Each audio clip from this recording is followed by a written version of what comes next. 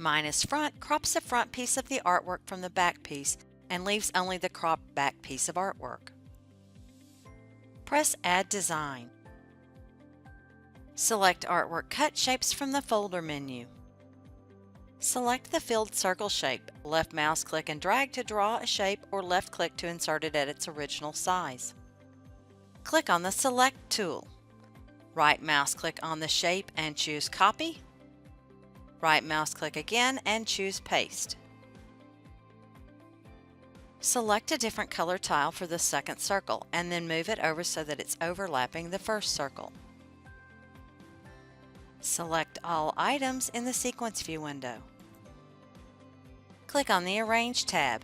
Choose Transform Artwork and then Minus Front. You are left with the part of the first circle that wasn't overlapped.